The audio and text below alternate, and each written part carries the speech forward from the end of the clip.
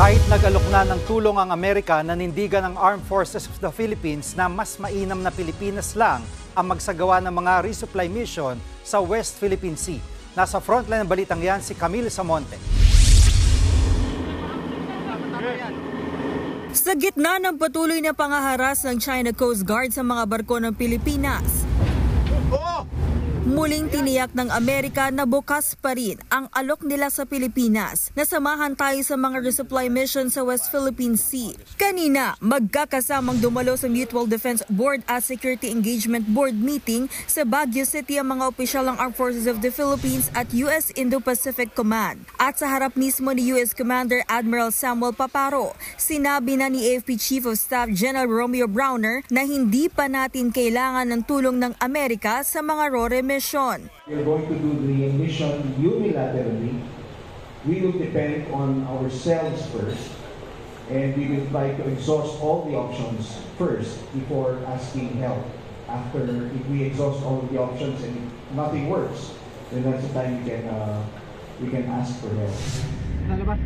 Madalas harangin at bombahin ng tubig ng China ang mga barko ng Pilipinas. Ang iba, nasira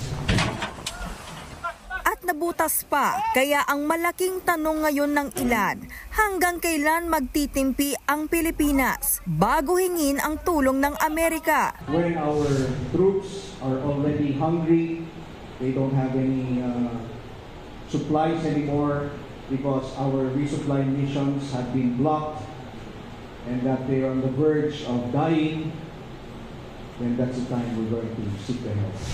Naiintindihan naman daw ng Amerika ang posisyon ngayon ng AFP. Handa raw silang tumulong anumang oras. Pagdating naman sa usapin kung kailangan na nga bang palawakin ang interpretasyon ng armed attack sa ilalim ng Mutual Defense Treaty, tiniyak din ng Amerika na bukas silang pag-usapan yan.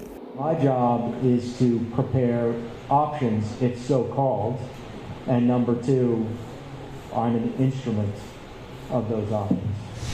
Bukod sa pagdalo sa meeting sa Baguio, magkasama ring binisita ng mga opisyal ng AFP at US Indo-Pacific Command ang Basa Air Base sa Pampanga, kasama ang airbase sa siyam na EDCA sites. Kaya isa sa ininspeksyon nila General Browner at Commander Paparo ang mga tinatayong bagong pasilidad sa loob ng kampo. Nagbabalita mula sa Frontline, Camille Samonte, News 5. Mga kapatid, Jiggy Manikad po, iba na ang may alam at may pakialam sa panahon ngayon.